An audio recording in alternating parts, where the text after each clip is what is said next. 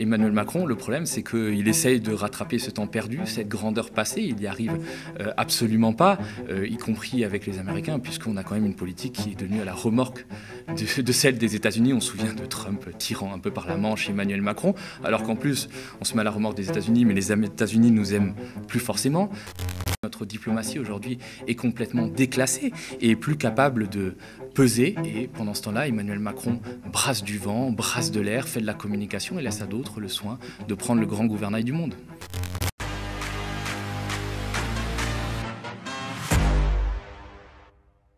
Salut Thomas. Salut Djemil. Ça va? Ça va et toi? Très bien, merci.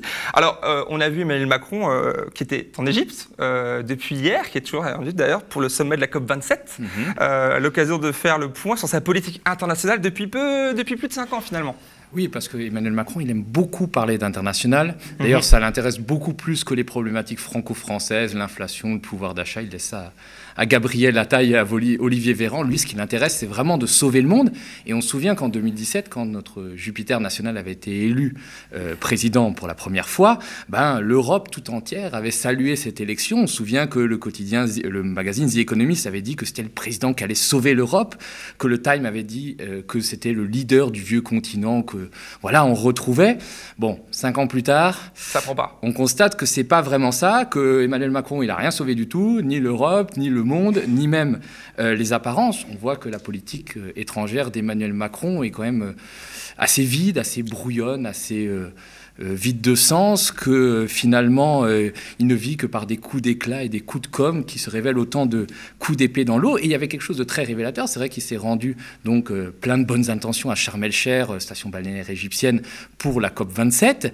Et il y a une scène qui est révélatrice, surtout quand on pense qu'il y a 5 ans, Emmanuel Macron avait pris des positions très dures contre le président vénézuélien Nicolás Maduro, qu'il qualifiait de dictateur. On écoute ce qu'il disait il y a 5 ans. La crise actuelle du Venezuela.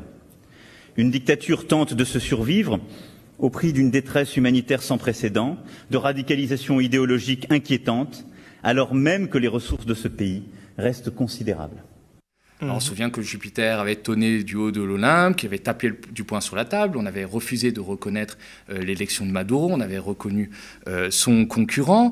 Et en plus, cette position était d'autant plus confortable que ça permettait de tirer des flèches sur la scène politique franco-française, puisque Jean-Luc Mélenchon était réputé très proche du président vénézuélien. Sauf que depuis... il y a la crise énergétique qui est passée par là, et le Venezuela est un grand producteur d'or noir. Donc, le discours a quelque peu changé, on va dire. Comment ça va? Très bien. Vous allez bien? Oui, très bien. Alors, comment ça va chez vous? Comment les va? Comment está la cosa por allá? Très bien, excellent.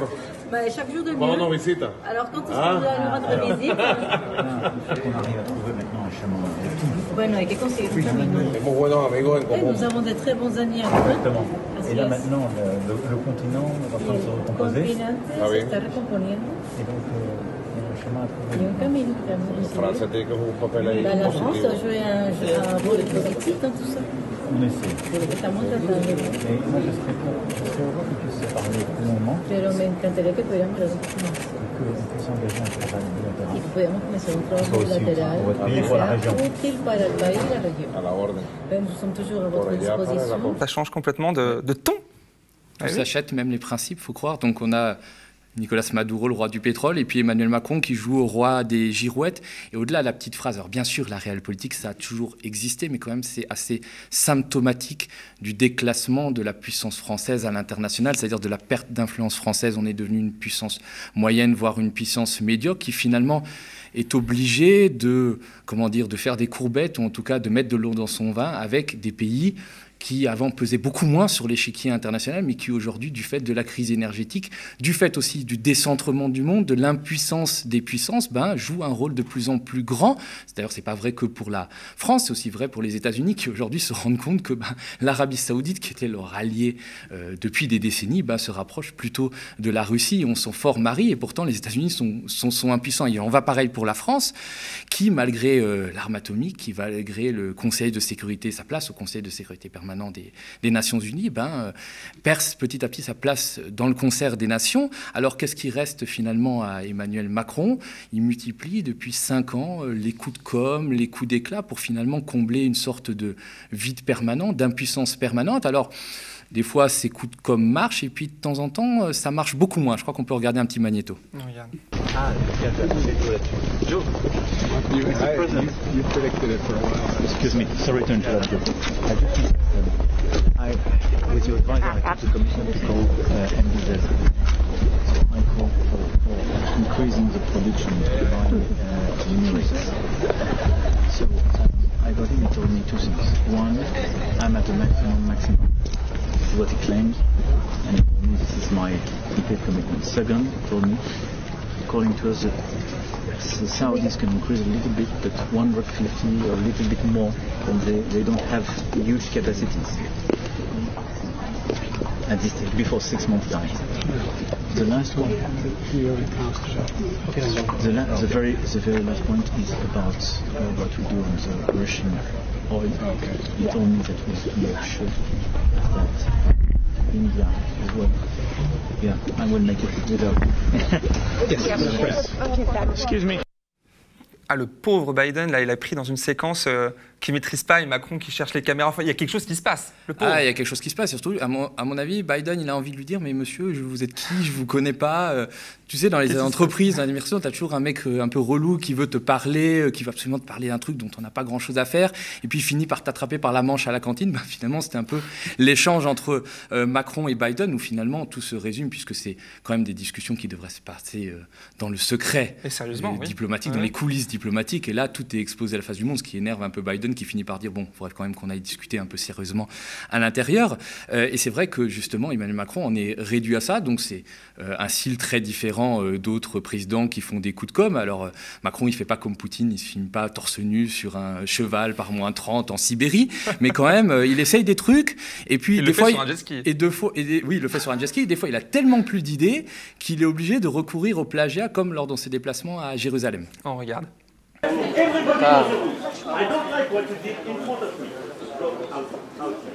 What do you want? Me to go back to my plane and go back to France? Is that what you want? Then let them go.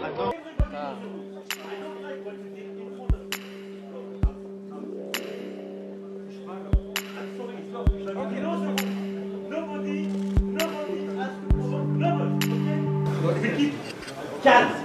We have a lot of talk. The telephone is a great job in the city. I do appreciate that. Please respect the rules as they are for centuries. They will not change with me. I can tell you. Okay? So everybody respect the rules. Alors effectivement, tout sonne très faux, y compris l'accent d'Emmanuel Macron qui parle plutôt bien anglais et qui là joue sur son côté français. Et ça me fait quand même penser à une histoire de Marx, à une phrase de Marx qui disait que l'histoire se répète toujours 2 fois, la première fois comme une tragédie, la deuxième fois comme une farce. Et Emmanuel Macron, là, pour le coup, est vraiment dans la farce. Mais on a vraiment l'impression quand même qu'il patine, qu'il rame depuis des années pour exister sur la scène internationale. En fait, c'est son objectif. Oui. Tu vois, rien que la question du Moyen-Orient et du Proche-Orient, où à l'époque de Jacques Chirac, quand Jacques Chirac prononce cette phrase en 1996 à Jérusalem, la France existe sur la scène internationale, peut avoir de l'influence au Moyen-Orient et au Proche-Orient. Finalement, il n'y a rien qui se fait contre la France. Et Chirac existait sur le dossier israélo-palestinien, arrivait à porter même les revendications palestiniennes. Et il y avait aussi une vraie diplomatie de la troisième voie. On se souvient de l'opposition à la guerre en Irak, de ce discours célèbre de Dominique de Villepin au Conseil de sécurité des Nations Unies. Alors Emmanuel Macron, le problème, c'est qu'il essaye de rattraper ce temps perdu, cette grandeur passée. Il n'y arrive absolument pas, y compris avec les Américains, puisqu'on a quand même une politique qui est devenue à la remorque de celle des États-Unis. On se souvient de Trump tirant un peu par la manche Emmanuel Macron, alors qu'en plus, on se met à la remorque des États-Unis, mais les États-Unis nous aiment plus forcément. Même sur la question ukrainienne, Emmanuel Macron a essayé de jouer les intermédiaires entre l'Ukraine et la Russie, d'ailleurs en multipliant de nouveau les coups de com'. On se souvient qu'il a filmé des conversations téléphoniques qui, une nouvelle fois, devaient être confidentielles avec Vladimir Poutine. Des photos avec le pull, tout ça. Ce qui avait quand même irrité Vladimir Poutine. Alors, il ne nous reste plus grand-chose. Qu'est-ce qui nous reste?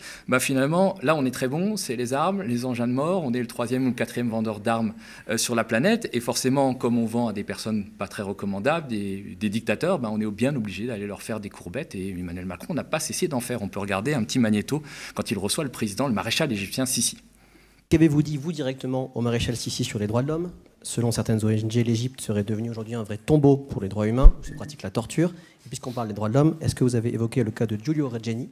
Et est-ce que vous avez parlé de Ibrahim Alawa, qui vient de rentrer chez lui après 4 ans en prison, a priori pour absolument rien du tout? Merci.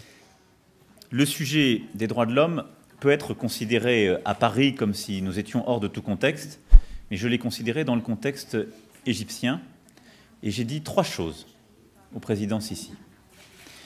La première chose, c'est que je suis conscient du contexte sécuritaire et des conditions dans lesquelles le président Sisi opère. Il n'est pas à Paris comme nous le sommes aujourd'hui. Et il a un défi, la stabilité de son pays, la lutte contre les mouvements terroristes, la lutte contre un fondamentalisme religieux violent qui a montré en Égypte tout ce à quoi il pouvait conduire. C'est le contexte dans lequel il a à présider et son gouvernement a à gouverner. Nous ne pouvons en faire abstraction. La deuxième chose, c'est que je crois à la souveraineté des États. Et donc, de la même façon que je n'accepte qu'aucun autre dirigeant me donne des leçons sur la manière de gouverner mon pays, je n'en donne pas aux autres. Alors évidemment, quand on dépend d'un pays pour ses ventes d'armes, quand on lui vend des rafales, on est nettement moins offensif sur la question des droits de l'homme. Et c'est vrai que le cas de l'Égypte est particulièrement frappant.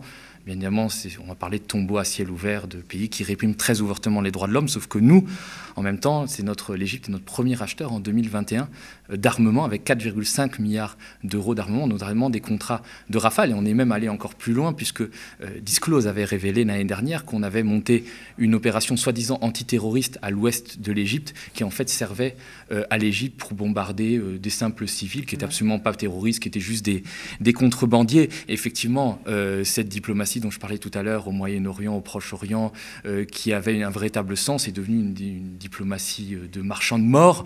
On vend des armes à l'Arabie Saoudite, aux Émirats Arabes Unis, qui s'en servent ensuite pour aller bombarder au Yémen, dans un conflit qui, je le rappelle, a fait 400 000 morts. Et qu'est-ce que fait Emmanuel Macron? Il fait des magnifiques selfies avec Mohamed Ben Salman, le prince héritier et aujourd'hui Premier ministre d'Arabie Saoudite, qui, rappelons-le, est un grand amateur de scie, puisque effectivement il découpe à la scie ses opposants, et notamment le journaliste Jamal Khashoggi. Et il y a un deuxième truc intéressant qui est complètement, absolument extraordinaire. Quand il répond moi, je respecte la souveraineté des États et je ne donne pas de leçons aux autres pays, c'est quand même assez surprenant, surtout quand on se souvient de ce qu'il a dit au port de Beyrouth après l'explosion du port en 2020. Je crois qu'on peut aussi écouter un petit extrait.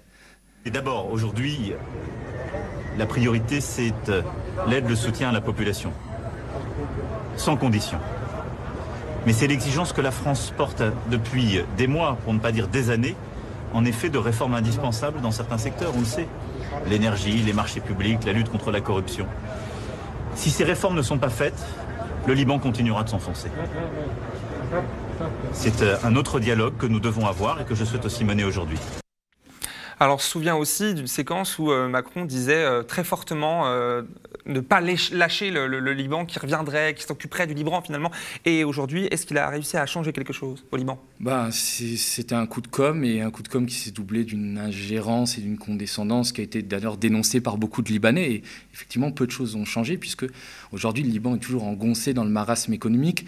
On sait que, puisque c'est médiatisé, très régulièrement, il y a des personnes, des simples citoyens libanais qui bradent des banques pour récupérer leurs économies qui sont bloquées. Et ça fait la une des gros journaux. Évidemment, Emmanuel Macron n'a rien réussi à régler. Il avait essayé de faire nommer un Premier ministre avec l'Allemagne, ça s'appelle Mustafa Habib, un Premier ministre qui a été, Mustafa Habib, pardon, un Premier ministre qui avait été quasiment parachuté. Et en fait, ce Premier ministre n'a pas réussi à former de gouvernement. Donc évidemment, la France perd de l'influence au Proche-Orient, au Moyen-Orient.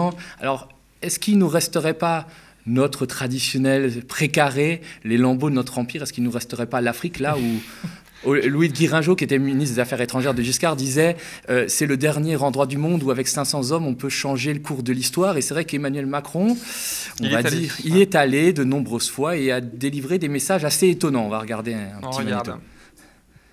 Quelque part, vous me parlez comme si j'étais toujours une puissance coloniale. Mais moi, je ne veux pas m'occuper de l'électricité dans les universités au Burkina Faso.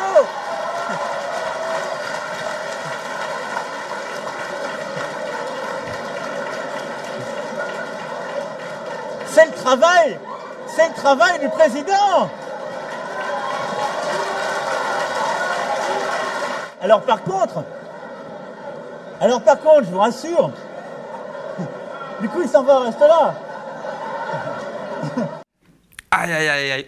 Vraiment, là, la violence des archives, quand même, on n'avait pas oublié, mais de la revoir comme ça, c'est quand même quelque chose. Et là, on rajoute du racisme au paternalisme, quelque part. Alors oui, c'était un discours à l'université de Ouagadougou, au Burkina Faso, où il humilie le président Roch-Marc Christian Kaboré, qui d'ailleurs était un démocrate. Et Emmanuel Macron a multiplié les sorties paternalistes, voire racistes. On se souvient de cette expression sur les femmes africaines.